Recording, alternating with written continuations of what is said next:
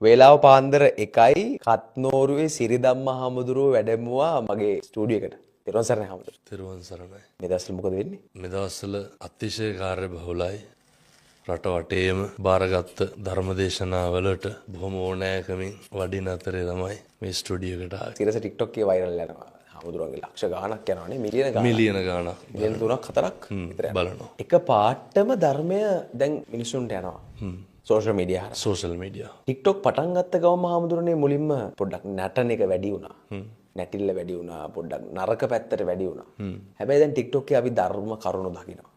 ස්වාමීන් වහන්සේලාගේ ධර්ම කරුණු. ලෝකේ ඉන්න ඉන්ෆ්ලුවෙන්සර්ස්ලා සෝෂල් මීඩියා ඉන්ෆ්ලුවෙන්සර්ස්ලා ධර්මය ගැන කතා කරන්න පටන් අරගෙන තියෙනවා. ලංකාවේ ඉන්න ස්වාමීන් වහන්සේලා ධර්මයේ හරි අපූර්වට දැන් බෙදෙනවා. ස්වාමීන් වහන්සේත් ඒ වගේ ස්වාමීන් වහන්සේ. වයස අවුරුදු 27යි වයස ගියවර කමක් නැද්ද? 27යි. 27යි. අධ්‍යාපනයේ ඒ දේවල් ටික පොඩ්ඩක් හිටින් කියමු අවුද? මුලින්ම ඉස්කෝලේ ගියේ මගේ ගම කත්නෝරුවේ සිද්ධාර්ථ ගල්ගමුවේ විද්‍යාලයට ගමේ ඉස්කෝලේ ගෙදර ගාවේ ඉඳන් මීටර් 200ක් විතර. ඉස්කෝලේ ගියේ 4 පන්තියට විතරයි. එහෙමයි. ශිෂ්‍යත්ව ලියන්න ඔන්න මෙන්න කියලා තියලා වගේ තමයි 2007 මේ 26 පැවිදි වුණේ. මගේ පිරිවන ශ්‍රීපාලිත විද්‍යායතන පිරිවන නිකවරටියේ තියෙන බොහොම කීර්තිමත් ආයතනයක්. උසස් පෙළ වෙනකන් ඉගෙනගෙන ඉවර වෙලා උසස් පෙළ පාස් වෙලා විශ්වවිද්‍යාලයට ගියා පේරාදෙණියේ. පේරාදෙණිය විශ්වවිද්‍යාලය සුන්දර මතකයක්. සුන්දර මතකයක් තියෙනවා. විශ්වවිද්‍යාලයට ගිහිල්ලා පශ්චාත් උපාධිය කැලණි විශ්වවිද්‍යාලේ සම්පූර්ණ කරා මේ පහුගිය දවස්වල. දිල්ලි විශ්වවිද්‍යාලේ පාඨමාලාවකට සම්බන්ධ වුණා. ලංකාවට ඇවිල්ලා දැන් මේ ධර්ම ප්‍රචාර කටයුතු බොහොම ඕනෑකමින් වගේම හරි අනුකම්පාවෙන් කරන කටයුත්තක් මම මේ. මොකද බුදුහාමුදුරුවන්ගේ අර පළවෙනි අවවාදයේ තියෙන්නේ භික්ෂුන් වහන්සේලාට අහලත් ඇති මං හිතන්නේ. චරත භික්කවේ චාරිකන්නේ බොහෝ ජනතාවගේ හිතසුව පිණිස. ඒක ධර්මයේ ගුණ කියන තැන කියනවා සන්දිට්ඨිකෝ කියලා. සාන්දෘෂ්ටිකයි. ඒක අස්පනා පිට පේන්න තියෙනවා. මිනිස්සු තරුණ ප්‍රජාව සමහරක් තැන්වල මේ සමාජයෙන් තරුණයෝ එක රාමුවකට දැම්මට මොකද තරුණයෝ තරම් මේක වැළඳ ගන්න ඉක්මන් වෙන පිරිසක් තවත් නැහැ. බුද්ධ කාලේ හිටියෙත් නැහැ. එහෙමයි. පස්වග තවුසු කවුද? තරුණයෝ. බෝධිසත්වයෝ තරුණයෝ. ජනපද කල්යාණිව කසාද බැඳපු දවසේනේ නන්ද කුමාරයා. දඩබ්බර භද්‍ර යවුණේ තරුණේ. මේක බොහොම ඉක්මනින් තරුණයෝ මේ කාලේ වැළඳ ගන්න කාලයක්. ඒකට ඕන කරන ඒ උත්තේජන කටයුතු ධර්මයෙන් ලබා දෙන එක තමයි භික්ෂුන් වහන්සේලාගේ වගකීම. ඊතුකම ස්වාමීන් වහන්සේ ඉටු කරමින් ඉන්නවා. ඔව්. අතිශය කැපවීම මේ දවස්වල ඉටු කරනවා. රට දංක එක ධර්මයේ දංක එක ස්වාමීන් වහන්සේට. ධර්මය. ඒ මගේ රට මගේ ජාතිය මගේ ආගම කියලා එකක් තියෙන්න හේතුවක් නැහැ. මේ සේරටම උඩින්නේ ධර්මයේ තියෙන්නේ. එහෙමයි. දැන් ඔය කවුරුත් කතා කරනව නේද? මරුණාම මොකද වෙන්නේ? බුදු දහමේ නිවන් යනවා. කතෝලික දහමේ ස්වර්ගයට යනවා එහෙම නැත්නම් ඉස්ලාම් දහමෙත් දෙවියන් වහන්සේ ගාවට යනවා. ඒ කොට්ටාස තුනක් වෙන්න බෑනේ. මොකක් හරි එකක්නේ වෙන්න ඕනනේ. එක ධර්මතාවයක් වෙන්න ඕනේ. මොකක් හරි එක ධර්මතාවයක් තියෙන්න බෑනේ. එතකොට තව කොටසක් කරන එක පව් වෙන්නත්. ඒ වැඩේම තව කොටසක් කරනකොට පිං වෙන්නත් බෑනේ. මේකේ මොකක් හරි එකයි තියෙන්න ඕනේ. ධර්මතාවයක්. එක ධර්මතාවයක්. කතෝලිකද බෞද්ධද එක වෙන් කරන්න ඉපදුනාට පස්සේනේ. එක නේ එක උප්පැන්නෙන් කරන වැඩක් නේ. එක පෑනකින් කරන වැඩක් නේ. එතකොට ඒක ඉපදෙන කෙනක් නෙමෙයි තීරණය ගන්නෙ. පැහැදිලිව අම්මයි තාත්තයි තීරණය කරන්නේ. නෑදෑයෝ තීරණය ගන්න. නමුත් මේ ලෝකේ හැම එකක්ම වෙන අර විශ්ව ධර්මයක් තියෙනවා. ඒක අකමැත්තෙන් වුණත් හැබැයි මම පෞද්ගලිකව අත්දැක්කා. ජීවිතේ එක අවස්ථාවකදී ඡන්දයකට ඉදිරිපත් වෙලා මට සියල්ල නැති වෙනවා එකපාර. මට මිනිස්සු ආදරය කරලා එකපාරට ඒ ආදරේ නැති වෙනවා. මිනිස්සු මට කරහන්න පටන් ගන්නවා. ඊට පස්සේ එකපාරට මම නොසිතූ ආකාරයට හැමෝටම මට දරුවෙක් ලැබෙනවා. ඡන්දි වරණත් එක්ක. ඒ දරුවා දැන් හම්බෙලා සති දෙකක් අපි දැක්කා. එතකොට ධර්මයත් එක්කම මට හිතෙනවා ඒ කියන්නේ ධර්මය කියන්නේ දැන් නොසිතූ වෙලාවක සිදුවීමක් වෙනවා අපේ ජීවිතේ. දැන් අද අපේ හමුවීම ඒක අත්දකින්නවා. හමුවීම දැන් වෙලාව පාන්දර 1යි. අතිශය හම්බයක්. අද උදේ කතා කරාද අපි හවස හම්බුණා. මේ සියල්ලට උඩින් මොකක්ද තියෙන්නේ කියන එකට ධර්මයේ කියන එකට ආය විවාදයක් තියෙනවද? කිසිම විවාදයක් නැහැ. කනගාටුවට කාරණයක් තියෙනවා. මිනිස්සු මේක පිළිගන්න කැමති නෑ. මේ අර කාටත් පොදු ටිකක් තියෙනවා කියලා. දැන් උදාහරණයක් විදිහට ඒ කියන්නේ අපි එක අන්තයකට කොටු වෙලාද හමුදුනේ අන්තවාදී වෙලාද? පැහැදිලිවම මේ රටට මෙහෙම වෙන්නත් හේතුව මොකද්ද? ඒකමයි. ඒ මනුස්සකම පවා කොහාට හරි හිර කරලා තියෙනවා කියලා තේරෙන්නේ නැද්ද? දැන් අර අනෙකාගේ දුක අඳුරගන්න, වේදනාව බඩගින්න අඳුන ගන්න ඒව නෙමෙයි ප්‍රශ්න වෙලා තියෙන්නේ වෙන දේවල් ටිකක් වෙන දේවල් ටිකක් ප්‍රශ්න කරගෙන තියෙනවා. ඔව් ප්‍රධානම ප්‍රශ්න. ප්‍රධාන ප්‍රශ්න ටික. අරගොල්ලෝ ටික හැමදාම කළුවර කාමරේ කොටු වෙලා තනි වෙලා වගේ දුක් ඉන්නවා ඒකට. හැබැයි බුදුහාමුදුරුවෝ මොකක්ද කියන්නේ? අනිත් ආගම්වල ශාස්ත්‍රවරු ඒ නායකයෝ ඒවා පැහැදිලි කරලා ඇති. බුදුහාමුදුරුවෝගෙන අර උන්වහන්සේ අර සබ්බේ සත්තා භවන්තු සුඛිතත්තානේ. එහෙමයි. සියලු සත්වෝට යහපතක් වෙන්න ඕනේ, සෙතක් වෙන්න ඕනේ. ඒකේ ලේබල් එකක් ගහලා නැහැ. කිසිම පක්ෂ මොකද්ද, තැනක පාට මොකද්ද, ආගම මොකද්ද? නෑ එහෙම එකක් නෑ. උන්වහන්සේ බඩගින්න ගැන පැහැදිලි කරේ සබ්බේ සත්තා හරට්ටි දිගානේ. එහෙමයි. සියලු සත්වෝ ආහාරයෙන් යැපෙත්. මේ හරි පොඩි දෙයක් මේකේ තියෙන්නේ. මේ එකකවත් ගැඹුරක් තියනවද? මිනිස්සුන්ට කාලෙකින් හම්බෙච්ච මේ ජීවිතේ අපි දන්නවද මැරිලා ගිහින් කොහෙ උපදීද කියලා? ඒ උපදින තැනද හදාගන්න ඕනේ, මෙහෙ ඉඳගෙන ඉන්න තැනද හදාගන්න ඕනේ. මම මේ කතා කරනකොට මම මැරෙන්න පුළුවන්. බැරිද? එහෙමයි. මොනවාද මේකේ වෙන්නේ නැත්තේ? ඊළඟ තප්පරේ කියන්න බෑනේ හම්බ. හරිම අවිනිශ්චිතයිනේ. එහෙනම් මේක තුල අපි මොකද්ද කරන්න ඕනේ? දැන් සෝෂල් මීඩියා වල යනවා අපි උදේ ඉඳන් රැ වෙනකන්. අපි යනවා කෙටියෙන් කිව්වොත් අපි උදේ ඉඳන් රැ වෙනකන් අපි දකින පෝස්ට් 100ක් තියෙනවා කියලා හිතන්නකෝ. මේ පෝස්ට් 100 දකිද්දී වීඩියෝස්, ෆොටෝස්, ග්‍රැෆික්ස් එහෙම නැත්නම් ඕපදූප වෙන්න පුළුවන් මේ ඕනම දෙයක් දකිද්දී 80%ක් තියෙන්නේ ආවේගය සහ කාමය අවුස්සන විදිහට මේ හැම දෙයක්ම. මේක හැදිලා තියෙන්නේ මේ පැත්තට යොමු වෙන විදිහට. මේකෙන් ගොඩේමක් නැද්ද අපිට හම්බුනේ? මිනිස්සුන්ගේ හැඟීම් ප්‍රකාශ කරන්න උපයෝගී කරගන්නවා පිටස්තර පුද්ගලයෝ. නැද්ද? එහෙමයි. දැන් කේන්තිය ආපුවාම කේන්තිය ඇති වෙන්නේ කොහෙද? දැන් කේන්තිය දැන් මට තරහ යන්නේ මේ මගේ ක්‍රියාවලිය තුලනේ. එහෙමයි. තේරුම් ගන්න පුළුවන් නම් මිනිස්සුන්ට ඒ ඇති වෙන කේන්තිය මම තුලින්ම නැති කරන්න ඕන කියලා. අපේ හිතේ ඇති වෙන කේන්තියට මොකටද පිටස්තරයෝ ගාව ගන්න? එහෙමයි. ඒකට වක් කියනවනේ මම එහා. ඒක මගේ ඇති වෙච්ච කේන්තියක් නේක. ඒකට පිටස්තරව සම්බන්ධ කරගන්න නරකයි. දැන් විවාහ වෙලා දරුවෙකුත් ඉන්නවනේ නේ. ඔව්. ගෙදර එනකොට එළියට ගිහිල්ලා අධික කාර්ය බහුල වෙලා එනකොට සමහර විට පැය දෙකක් විතර ට්‍රැෆික් එකේ ඉඳලා ඔෆිස් එකේ වැඩ හිර වෙලා ඉඳලා ගෙදර එනකොට මොකක් හරි බිරිඳ කියනවා ගෙදර අවශ්‍යතාවයක්. කලබල වෙලා පොඩ්ඩක් බලපැල්ලා පොඩ්ඩ සමහරක් වෙලාවට දරා ගන්න බැරි වෙලා ඒක පිට කරනවා වචනකින් දෙකකින් තුනකින්. පැහැදිලිව. කෑ ගහනවා.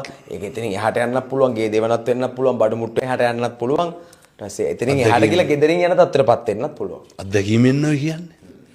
එතකොට ඒ අර බාහිරින් ආපු ගොඩ නැගුණු කේන්තිය අපි ගෙදරට එනකොට වෙන කෙනෙකුගේ කේන්තියක් ආය අපට එනකොට මේ දෙක ඩක් ගාලා වදිනවනේ. එහෙමයි. පීඩනේ වැඩි වෙනවා. පීඩනය වැඩි වෙනවා. සමහර විට ඒක කෙලවර වෙන්නේ කොහෙන්ද? දරුණු හිත රිදීම. දරුණු හිත් රිදීමකින්. ලංකාවේ බොහෝ පවුල් පසුබිම් වල විවාහය හරි අතෘප්තිමත්. එහෙමයි.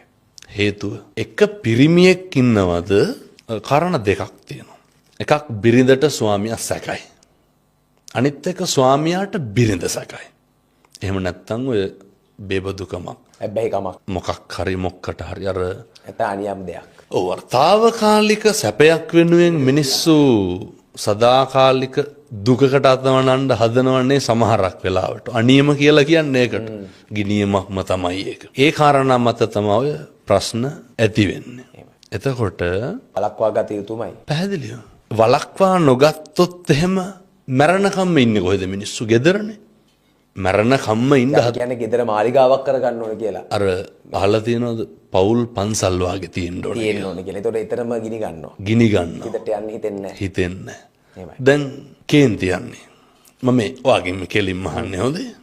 ගෙදර ඉන්නකොටද ඇවිස්සෙන්නේ කේන්ති යන්නේ යාළුවොත් එක්ක ඉන්නකොටද? අඩු වැඩි වශයෙන් හැම අවස්ථාවකදීම කේන්ති යනවා හොඳට. අඩු වැඩි වශයෙන්. එහෙමයි. මේ සමාජ බහුතරයක් ගත්තාම මිනිස්සුන්ගේ හැඟීම් කැත නැතුව පිට කරන තැනක් තමයි ගෙදර.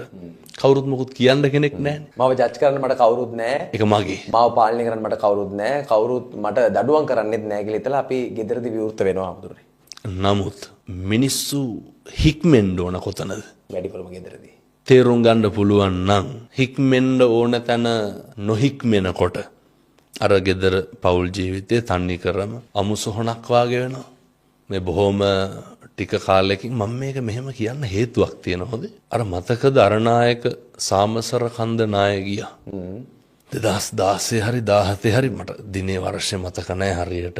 එක තාත්තා කෙනෙක් කියනවා මේක හරි වැදගත් අපේ මේ අහන උදවියට. මේ දෙන පණිවිඩය තමයි එක මොහොතකවත් හිත රිදවන්න එපා එකයි. පුරුදු වෙන්න ඕන එක. ඒ සැනින් අපිට ජීවිතේ මරණකම් විඳවන්න වෙනවා හොඳේ. මරණකම් විඳවන්න වෙනවා. තාත්තා ගෙදර කලින් දවසේ දබර වෙලා. දබර වෙනකොට පොඩි උන් බය වෙනවනේ. තාත්තා පහවදා උදේ වැඩට යනකොට පොඩි එකා කතා කරලා නැහැ. තාත්තා හැන්දෑවේ එනකොට පොඩි එකාට සෙල්ලම් බඩු ටිකක් අරගෙන එනවා. එනකොට මොකද්ද දැක්කේ? මුළු ගමම තනි පස්කන්දකට යට වෙලා. ඒක අස්සට දරුවක් ඉන්නවා ඒකේ බිරිඳක් ඉන්නවා. ඒ පොඩි එකා මැරුණේ මොන හිතකින්ද? තාත්තා තරහ වෙලා. මිනිස්සු පුරුදු වෙන්න ඕනේ මේකේ ඉන්නකොට අවිනිශ්චිත භාවයේ තේරුම් ගන්න. කවුද දන්නේ මොකක් වෙයිද කියලා. මම මේ අපිට අතර හම්බෙනකම් අපි බලන් ඉන්නවා සමහරක්. පැහැදිලි. අතර හම්බුන ගමන් නැති වෙනවා. අතට හම්බෙනකම් පෙරම් පුරනවා. අතර හම්බුන ගමන් නැති වෙනවා. වෙන්න පුළුවන්. සමහරකට අපිට අතට හම්බ වෙන්න ඔන්න මෙන්න තියලා නැති වෙනවා. අපිට දේවල් නැති වෙනවා. අත්දැකීම් අපිට අතට හම්බෙන වෙලාවට අපි එතන නැහැ. වෙන කෙනෙක් එක ලබා. වෙන කෙනෙක් ඒක ගන්නවා. ඔය වගේ දේවල් වෙනවා අපේ ජීවිතේ. ඕන තරම් නිශ්චිතයි හම්බුනේ. පුරුදු වෙන්න ඕන මොකද්ද? කරන්න තියෙන එක. ගොඩක් කට්ටිය ඉන්නවා අර පඩිය හම්බුනහම කරන්න. එහෙම කියනවනේ. එහෙමයි. ලබන මාසේ පඩිය ගත්තට පස්සේ නම් අම්මට 15000ක් යවන්න ඕන. එහෙම කියනවා මිනිස්සු. එහෙමයි. ඊට කලින් අම්මා මැරුණොත් මොකද කරන්නේ? දැන් කරන්න ඕනේ. ඉතින්නේ කොයි වෙලාවෙද නේ? කරන්න පුළුවන් දේ දැන් කරන්න ඕන. එහෙමයි. අර විදාගම හාමුදුරු ලියලා තියෙන අද එයි මරු පින් කරගන්නේ කුමටද කුසලට කම්මැලිවන්නේ. එහෙමයි. තේරුම් ගන්න පුළුවන් නම් හරි අවිනිශ්චිත ලෝකයක අපි ඉන්නේ කියලා. අර මතකද බැලුන් එකක් උඩ යන්නේ පහුගිය දවස්වල බොහොම ප්‍රසිද්ධ කාරණයක් කොහේ රටකම රට මතක නැහැ. මිනිස්සු 25ක් 30ක් ඒක යනවනේ. බැලුන ගිනි ගන්නවා. මේ මිනිස්සු එතනම මැරෙනවා. පිච්චිලා මැරෙනවා සමහරු පැනලා මැරෙනවා. පල්ලෙහා ඉඳන් කී දෙනෙක් බලන් හිටියද? එක්ක දුව, එක්ක පුතා. ඒගොල්ලෝ එනකන් ගෙදරට එකයි යන්න ආයෙත් එකයි යන්න. යට ඉඳන් බලාගෙන ඉන්නවා මිනිස්සු. අපි බලාගෙන ඉන්නකොට පැන්නත් මැරෙනවා හාමුදුරුවෝ හිටියත් මැරෙනවා. මාරයා ළඟටම ඇවිල්ලා. තව වීඩියෝක් දැක්කම Facebook එකේ දිනවා ළඟටම බස් හෝල්ට් එකක ඉන්න මිනිස්සෙක් කොහෙවත් ඉන්නේ. වෙන පැත්තකින් ඇවිල්ලා හප්පනවා. අර කම්මං දල්හං කින්ති කරෝමි. කර්මය දැඩි වුණාම මොකක් කරන්නද? අහලා තියනවාද අර නයි කාලා බේරෙනවා. දල කඩි කාලා මැරෙනවනේ. එහෙමයි හාමුදුරුවෝ. බුදුහාමුදුරුවෝ අහනවා කර්මය දැඩි වුණාම මොකක් කරන්නද? දැක්කද අර අලහබාද් වලින් ලොකු සතුරකින් ඉන්න වෙලාවක ලොකු ජයග්‍රහණයක් ලැබලා ඉන්න වෙලාවක අතිශෝක්තියෙන් තමන් තරම් කෙනෙක් නැහැ කියලා හිතාගෙන ඉන්න වෙලාවක අදිමාන්නෙන් ඉන්න වෙලාවක ශනිකින් නැති වෙන්නත් පුළුවන් නේ. පුට්ටස්ස ලෝක ධම්මේහිනේ චිත්තං යස්සන කම්පති මේ ඉගෙන ගන්න ඕන එකක් මේක. එතකොට අපි කොහොමද ජීවත් වෙන්න ඕන? අකම්පිතව ජීවත් වෙන්න ඕන. මිනිස්සු ඉගෙන ගන්න ඕන පුරුදු වෙන්න ඕන. දැන් ඔය ප්‍රශංසාව කියන එක ඒ රේඛාවෙම අනිත් පැත්තේ තියෙන එකක් තමයි නින්දාව. එහෙමයි. ජීවිත අත්දැකීම් ඕන තරම් ඇති මං හිතන්නේ. එහෙමයි. මිනිස්සු අර අපේ ලොකු හාමුදුරුවෝ අපිට උගන්වන එකක් තමයි. උන්වහන්සේලා මතක තියාගන්න ඕනේ. වඳින අත්දැකීම්ම නෙමෙයිද මිනිස්සු බෙල්ල මිරිකන්නේ. වඳින අත්දැකීම්මයි. අර කියනවනේ දර පූජාසනේ ඔබ හිඳුවා ඔබට පුදන මේ ලෝකයමයි නේ. එහෙමයි. ඒව හරි මේ කැට තියලා කියන්න පුළුවන් ඒවා හොඳේ. ඒ කියන්නේ මේක මේ රිපීට් වෙලා තියෙනවා. වසර ගාණක් අවුරුදු ගාණක් මේ 2000 ගාණක ඉතිහාසයේ මේ දේම වෙලා තියෙනවා. ඒකයි මේ මිනිස්සු කියන්නේ අත්දැකීමෙන් ඔබට වඳින කට්ටියම ඔබට හැබැයි ඒක තේරුම් ගන්නවද? අරිය පරිේෂණ සූත්‍රයේ බුදුහාරෝ කියනවා ද්වේ මේ භික්කවේ පරිේෂණ අරියාච පරිේෂණ ඇහෙනවා අනාර්යාච පරිේෂණාති. දැන් මේක උන්වහන්සේ කියනවා මේ හැම වෙලේම ඇහෙනවා. ඇහෙනවා. උදේට ටීවී දැම්මත් හවසට රේඩියෝ දැම්මත් හැමතැනම ඇහෙනවා. දකිනවා. දැන් ඔය ජරාවට ව්‍යාධියට පත් වෙනවා කියන එක ඇහෙනවා දකින්නවා කියන හින්දා මම මේ කියන්නේ. අපි මේ ඇහි වදිනවනේ ලෙඩ ඕන තරම් පේනවනේ අපිට. කවදාවත් හිතලා තියනවද මට මේක වෙයිද කියලා. ඕන තරම් දඩබ්බර සල්ලිකාරයෝ. දැන් කොවිඩ් කාලේ තුල නැති වුණාද? හොඳ සහායකයෝ, දේශපාලකයෝ, ලොකු ආයතනවල ප්‍රධානීන්, රටවල් හොල්ලපු මිනිස්සු, මැති ඇමතිවරු, ලෝකෙ හොල්ලපු මිනිස්සු කොවිඩ් හැදිලා මැරුණා. සමහර විට අපේ කොළඹ පේමන්ට් එකේ හිටපු අම්මලාට තාත්තලාට තිබ්බේ විසිකලා තිබ්බ දාගත්ත මාස්ක් එකක් විතරයි. නැද්ද? එහෙමයි. කෑවේ එදත් කෑවේ අල කරුවරි දීපු එක. ෂුවර් නෑ කොවිඩ් තියෙන මිනිස්සුත් සෞඛ්‍ය ආරක්ෂිත බවක් එතන තිබ්බේ නෑ. මතකයි අද වගේ. කර්මය දැඩි වුණාම පිළිගත්තත් නොපිළිගත්තත් බීජ ගොඩවල් වල මිනිස්සු ජීවත් වුණා. අදත් ඒ මිනිස්සු ජීවත් වෙනවා. සුර සැප විඳ මිනිස්සු, පෞද්ගලික රෝහල වල මිනිස්සු දැන් ඔය මිය ගියා. ඉල්ලගන්න ජනතාව ඉන්නවනේ. අපේ අම්මලා තාත්තලා. ඒ පොඩි ළමයි දැන් යම් බලන්න පිටකොටුවට සරෙප්පු තියනවා. තාමත් එහෙමයි. ඉන්න ඉඳගෙන නිදාගෙන පේමන්ට් එකේ නේදී. අර මිනිස්සු කියනකොට අර හුරු වෙච්ච විදිය කියලා. නෑ ඊට වඩා එහා ගියේ. ඊට වඩා එහා ගියපු දෙයක් ඒ වගේ තියෙනවා. ඒ ළමයි හම්බෙන්න වියෝජිලා channel කරන්නේ නෑ මම හිතන්නේ. එහෙමයි. නේ දැන් ඔය කලින් ඇඳුම් අඳින්න ඇඳුම් ප්ලෑන් කරන්න අම්මට සැප සතුට දෙන්න හොඳ කාමරයක් අරන් දෙන්න ඩිලීවරි කරන්න බබාලගේ ෆොටෝ ගහනවා නේද ළමයාගේ සීස කරන්න නෑ මොනවාද ඒ කලින් අවශ්‍ය පහසුකම් ටික කිසිම දෙයක් නෑ. ලක්ෂ 15ක 20ක විතර වියදම ඒ දේවල් නෑ කිසිම දෙයක්. සමහර විට අපේ දරුවන්ට වඩා ඒ දරුවෝ සෞඛ්‍ය ආරක්ෂිතයි. ඕන දෙයකට ඔරොත්තු දෙනවා. සෞඛ්‍ය ආරක්ෂිතයි නෙමෙයි ඔරොත්තු දෙනවා. කොටුවෙත් ඉන්නවා, ගෝල් ෆේස් එකෙත් ඉන්නවා, ආයෙ ගිහින් එතන නානවා, ගඟේ නානවා, ආයෙ ගොඩ එනවා, අවුවට වේලනවා, ආයෙ පයින්නවා, ආයෙත් කනවා දෙපාරක් හිතන්න. සතුටින් hina වෙලා ඉන්නවා. ඔව්. දැන් මෙහෙමයි කියලා මං කියන්නේ මේ ගෙවල් වලින් ළමයි ගිහිල්ලා බහැලා පාර දෙන ඒවා කරන්න කියලා එහෙම අදහසක් නෙමෙයි මෙතනින් මේ එහෙම එකක් නෙමෙයි මේ තියෙන්නේ. එහෙමයි. මිනිස්සු අර ආර්ය සහ පරිසරයේ අතිශය වැදගත් දරුවෙක් නඩත්තු වෙන්නනේ සමාජිද්දය කියනවනේ ආර්ය සහ පරිසරය තමයි බොහොම බලපාන්නේ කියලා. එතකොට මේක දිගින් දිගට නඩත්තු කරන්න ඕන එකක් නෙමෙයි. මිනිස්සු තේරුම් ගන්න ඕන එකක් තියෙනවා. මිනිස්සු කොහකයිද හාමුදුරනේ මිනිස්සු දරුණුයිද හාමුදුරනේ පව් කරන්න සෝෂල් මීඩියා වලට ඇවිල්ලා. දැන් අපි දකිනවා දැන් සෝෂල් මීඩියා මෙහෙම උඩට පල්ලෙහාට ගියොත් රියැක්ෂන් වලින් දැන් පව්පින් බලන්නේ. හාට් එක හහා එක දැන් හාමුදුරුවෝ සෝෂල් මීඩියා වලින්ම දැන් තාරුණ්‍ය නියෝජනය කරන ස්වාමීන් වහන්සේ නමක් ඉන්න මං. එතන පව්පින් තියනවා හාමුදුරුවෝ. ඒ කියන්නේ කමෙන්ට් එකක් දැම්මට පස්සේ ඒ කියන්නේ කුණු හරප 3-4ක් ලොකු කුණු හරප ලියපු වැලක් ලොකු වැලක් කුණු හරප වැලක් සමහරක් විට. එමන් නැත්තම් කාට හරි පහස කිරීමක්. ඒ දේවල් වලට පව්පින් දැන් ඊට පස්සේ ඒවට රියැක්ෂන් කරනවා කට්ටිය. ඒව පව්පින් තියනවා හාමුදුරුවෝ. ධම්මපදේ ආල ගාථාවල පළවෙනිම ගාථාවේ තියෙන මනෝ පුබ්බංගමා ධම්ම හැම එකකටම මූලික වෙන්නේ මොකක්ද? හිත. සූත්‍රයක් තියෙනවා අබේ රාජකුමාර සූත්‍රය කියලා. මේක හරි අපූර්වයි හොඳේ. බුදුහාමුදුරුවෝ දානේ වළඳලා ඉවර වෙලා අබේ රාජ දැන් ඔය වගේ ඉඳගෙන ඉන්න පොඩි එකා උකුලේ. ඔය නිගණ්ඨනාත පුත්ත කියලා ශාස්ත්‍රූවරයෙක් හිටියනේ. මිනිස්සයාගේ ගෝලයෙක් අබේ රාජ. අබේරාජ බුදුහාමුදුරුවන්ගෙන් ප්‍රශ්න ටිකක් අහනවා. බුදුහාමුදුරුව අර පටිපුච්ච ව්‍යාකරණ ක්‍රමයේ යටතේ අබේරාජගෙන් ආපහු අහනවා. අබේරාජ පොඩි එකා ඔය උකුලේ ඉන්නවනේ. පොඩි එකාගේ කටේ කැබිලිති කටුවක් තියෙනවා. අහනවා අබේරාජ ඕක හිර වෙලා තිබ්බොත් මොකද කරන්නේ කියලා. අබේරාජ කොහොමද උත්තර දෙන්නේ? බුදුහාමුදුරුවනේ ඇදලා ගන්නවා. බුදුහාමුදුරුවනේ මොකටද ඇදලා ගන්නේ? පොඩි එකා බේර ගන්න ඕනේ. පැහැදිලිද මං කියන එක? එහෙමයි. බුදුහාමුදුරහණ අදිනකොට ලේනවනේ. කෑ ගහනවනේ. රිදෙනවනේ. ඔව් ඒත් බුදුහාමුදුරනේ පොඩි එකා බේර ගන්න ඕනේ. අබේරාජගේ සිතුවිල්ල මොකද්ද? කැබිලිති කඩුව ඇදලා ගන්නේ ඇයි? පොඩි එකා බේර ගන්න. දැන් පැහැදිලි ඇති මිනිස්සුන්ට මං කියන එක. වේදනයි පොඩ්ඩක්, තුවාලයි පොඩ්ඩක්. සිතුවිල්ල මරන්න නෙමෙයි බේර ගන්න. උන්වහන්සේ උගන්වනවනේ චේතනාවමයි කර්මය වෙන්නේ කියලා. මිනිස්සුන්ගේ සිතුවිල්ලේ තියෙන කළු සුදු මට්ටමේ අඩු වැඩි අනුව තමයි කරන ක්‍රියාවේ ප්‍රතිඵල යහපත්ද අයහපත්ද කියන එක තීරණය වෙනවා. කෙලෙහි ගුණ දන්නේ ජාතියක්ද හාමුදුරනේ? ලංකාවේ මිනිස්සු පාවිච්චි ලෝකෙ කරන්නේ මිනිස්සු කෙලෙහි ගුණ දන්නේ නැද්ද? ලංකාව ගැන කතා කරමු. එහෙමයි. අපි දන්න එකනේ. කෙලෙහි ගුණ සලකනවා කියන එක නූතනය තුල දකින්නේ එක නොකල යුත්තක් හැටියට. මොකද මිනිස්සු පුරුදු වෙලා ඉන්නවා අවශ්‍යතාවය සම්පූර්ණ වුණාට පස්සේ ඒක අයින් කරලා දාන්න.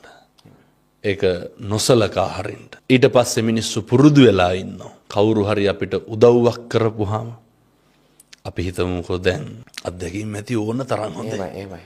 වැඩිපුරම විඳවලා තියෙන්නේ. පසුතැවිලි වෙලා තියෙන්නේ. උදව් කරපු මිනිස්සු හින්දාද උදව් නොකරපු මිනිස්සු හින්දාද? උදව් කරපු මිනිස්සු හින්දා. අපි වැඩිපුරම උදව් කරන්නේ වැඩිපුරම ආදරය කෙනාට. වැඩිපුරම රිද්දන්නෙත් වැඩිපුරම උදව් කරපු වැඩිපුරම ආදරය කරපු අපේ ආදරණීයෝ.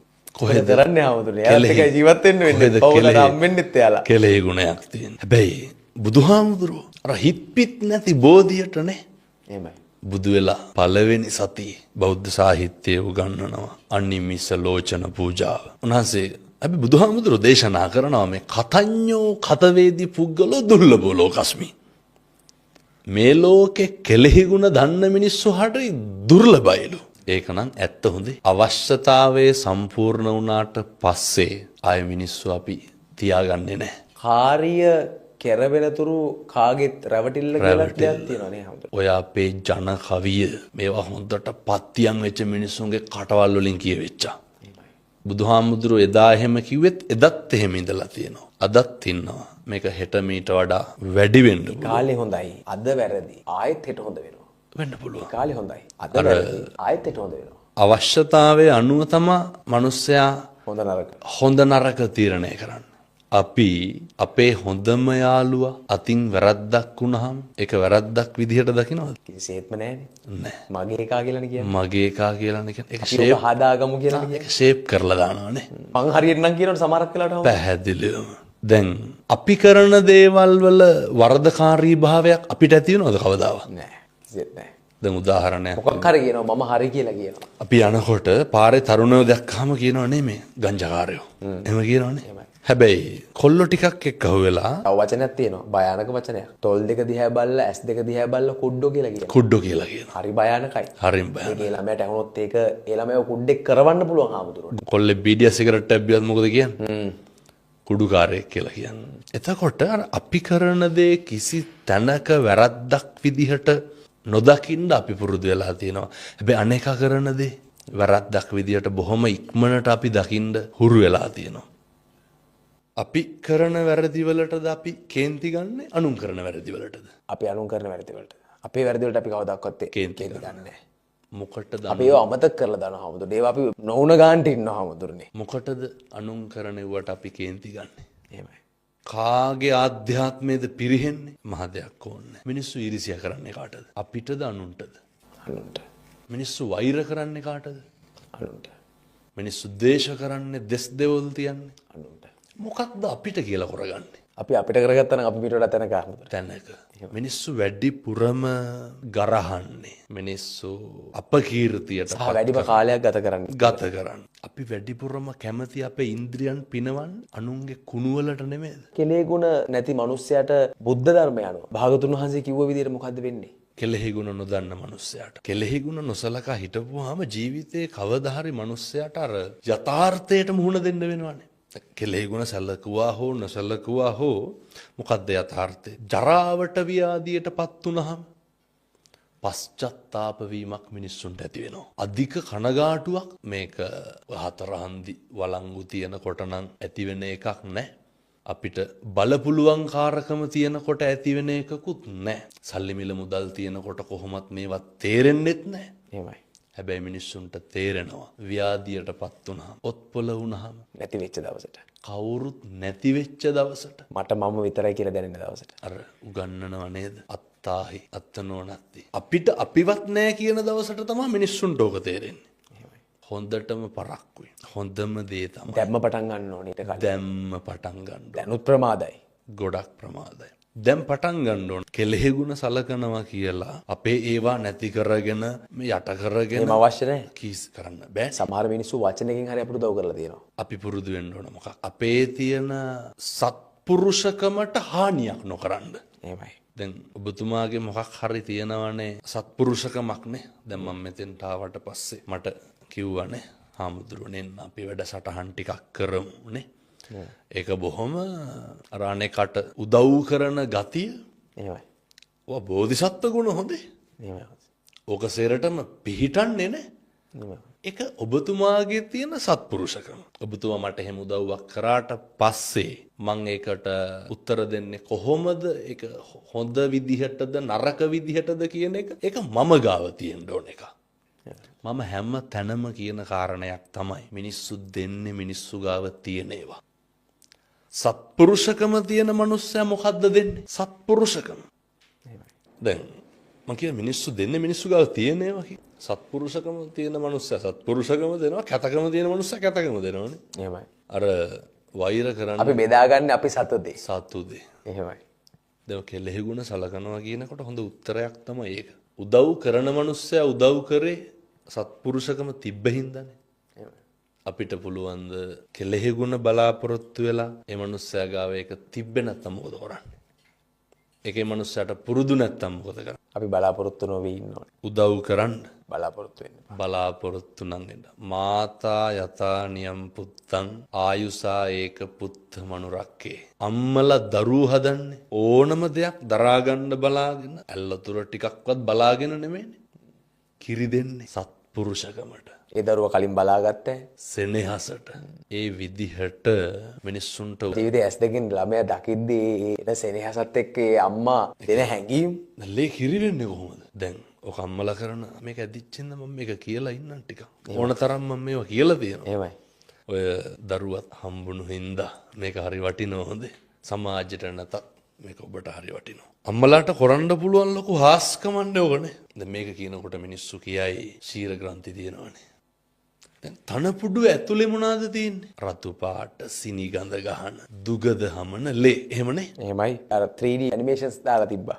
ලස්සන වීඩියෝයක් තිබ්බා. තනපුඩුවෙන් එළියේ පොඩි එකක් කට තියෙනකොට මොනවද දෙන්නේ? සුදුයි, හරි රහයි, හරි ගුණයි, හරි පෝෂණීයයි. දරුවා බලන් ඉදි වැඩෙනවා. කිරි ආස්කමක් නෙමේද? මේ 21 වන සියවසේ පපු කැවුතු දැන් ගලවලා ෆෝමියුලා 1 තියෙනවා හාමුදුරනේ. මේක එච්චර දියුණුයි. ඔව්. දැන් තනපුඩුව සැත්තුඩකින් පළුදු කරොත් එන්නේ කිරිද ලේද? ලේ කොතනින්ද ඔය කිරි ටික ලේ වෙන්නේ? කන්වර්ට් වෙන තැන කොතනද? ආස්කමක් නෙමේ ධම්මා. පොඩි එකක් තුරුල් කරගන්නකොට කැකෑරෙන ලේ ටික කිරි වෙනවනේ. එහෙමයි. මුළු ලෝකෙම සත්තුන්ගෙත් එහෙමයි. මිනිස්සු අම්මා කියන තැනට ඒ සෙනෙහසට ඒක කිරි වෙනවා. ඒ හරි විශ්මිතයි හොඳ. ඒ හරි විශ්මිතයි. මේ කියන වචනයක් ගානේ මොනාගේ හයියෙන්ද? ඒ කිරිවල මිනිස්සු මේවා බොහොම ඉක්මනට අමතක කරනවා. අවුරුදු 20 පැන්න ගම. අවුරුදු 15 පැන්න ගම. අවුරුදු 20ට උඩින් ජීවිතේ මතක නැහැ මිනිස්සුන්ට. මිනිස්සු කතා කරන්නේ අවුරුදු 20න් මෙහා ජීවිතේ. ඒ හින්දා අපි කෙලෙහි ගුණ ගැන කතා කර හිටි අම්මලා වගේ වෙන්න. අම්මලාගෙන් ගන්න. දෙන්න බලාපොරොත්තු වෙන්න. පුතාටත් දුවටත් අම්මෙක් ඉන්නවා. පැහැදිලිව අම්මලා වගේ වෙන්න. පුතාට ආයෙත් බිරිඳක් හම්බ වෙනවා. දුවට ආයෙත් ස්වාමියෙක් හම්බ වෙනවා. එයාලා ජීවිතේ අත්විඳිනවා අම්මා කියන චරිතේ කොහේ හරි තැනක. පදවිය, මව් පදවිය. උත්තරේ විතරයි හොඳේ. ඒක මට දැන් දැනෙනවා හාමුදුරුවෝ. හාමුදුරුවෝ කියද්දි මගේ හිරිකට පිපෙනවා හාමුදුරුවෝ. හාමුදුරුවන්ගේ ජීවිතේ, හාමුදුරුවන්ගේ සසරේ කොහෙන්ද මේ ජීවිතය කෙලවර වෙන්නේ? එකම අරමුණක් තියෙනවා. දැන් පළවෙනි පාරට මම මේක මාධ්‍යයකට කියන්නේ. මම දැන් ධර්මදේශනා බාර අරගෙන තියෙනවා ලබන අවුරුද්දේ අප්‍රේල් වෙනකම්. එහෙමයි. එක දවසකවත් හිදසක් නැතුව. මෙච්චර කැපවීමක් කරන්නේ ඇයි? මොන වාසිය වෙනුවෙන්ද? හොද්දටම දන්නවා. මෙහෙම කියනකොට සමහරව හිතයි සල්ලි ගන්නවා කියලා. ජීවිතේ කවදාවත් සල්ලි අරන් බණවල. එක කෝල් එකයි හාමුදුරන් දුන්නේ හාමුදුරුවෝ මෙතනට වැඩම කරා. මල්ලි කීයක් දෙනවද කියලා ඇහුවේ නෑ ස්වාමීන් වහන්සේ මගෙන්. නැත්තම් අයියේ ඒව මට ආමන්ත්‍රණයක්වත් කරේ නෑ. ශනික ලොකුකම් කිසිම දෙයක් නැතුව ස්වාමීන් වහන්සේ වැඩම කරා. ඔබ කොහෙන්ද? ඔබ මොන ආගමෙන්ද? ඔබ මොන පළාතෙන්ද ස්වාමීන් වහන්සේට අදාළුන්නේ? විශ්වාසය ගොඩනැගුණා අපි අතර. පැහැදිලිව. මොකද තේරුම් ගත්තා.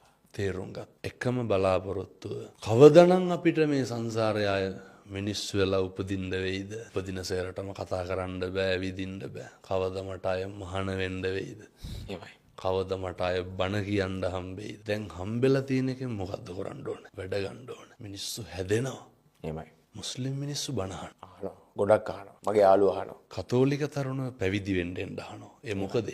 මිනිස්සුන්ට අතට අහුවෙන දේවල් කියනකොට මේ දර්ශනයේ තියෙන ප්‍රායෝගික පැත්ත 2025 ජීවිතයට ඇදලා අරගෙන දාලා කියනකොට ඒකට කොහෙන්ද ආගම? මනුස්සකමට කොහෙන්ද ආගම? 2045ට ගියත් 2100ට ගියත් ධර්මය එදාට ගැලපෙනවා. ගැලපෙන අකාලිකෝ මේක අකාලිකයි. මේ සර්වකාලීන දහම මිනිස්සු වැළඳ ගන්නවා. අර නොපෙනෙන දේවල් කියපුවාම නෙමෙයි. මම මේ කාටවත් ගරහනව දොස් පරොස් කියනවා එහෙම නෙමෙයි.